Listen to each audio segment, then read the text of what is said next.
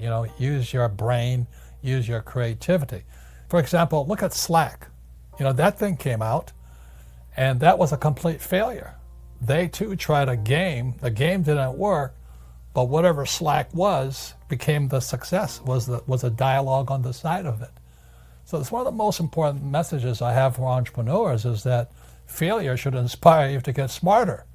And unfortunately, our school system says if you fail, you're stupid. That is not true. You know, we learn from our mistakes. Mistakes are opportunities to get smarter, be humble, and take a look at something. So anyway, the cash flow board game, just like Slack, was a failure. So I had to write Rich Dad, Poor Dad, which is a true story about my rich dad and my poor dad. And suddenly I went on the Oprah show and suddenly I became famous. So anyway, that's an entrepreneur's story.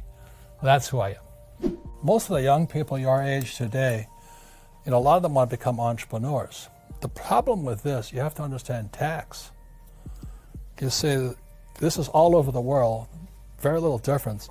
These guys pay 40% of their money in taxes. So they make $1,000, they're going to spend $400 in taxes. These guys that make $1,000, they're going to pay 60% in tax.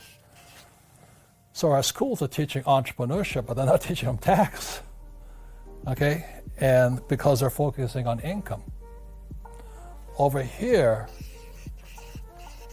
it's 20% in tax.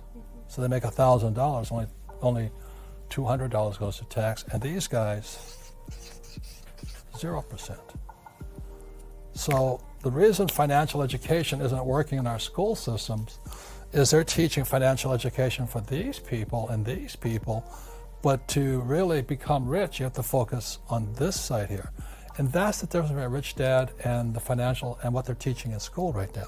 I'd rather be on this side. This side is a lot harder, but in the long run, it's more fun for me.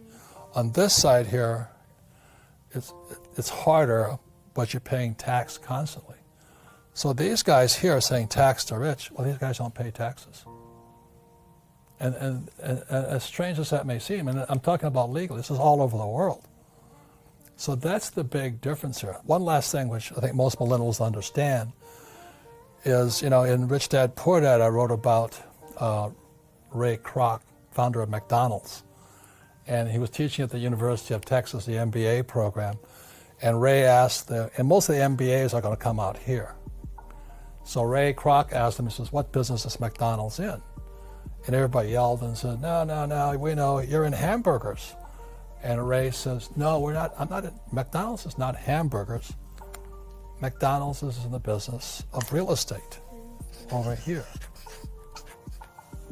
So you have McDonald's here, and the money McDonald's makes buys the real estate.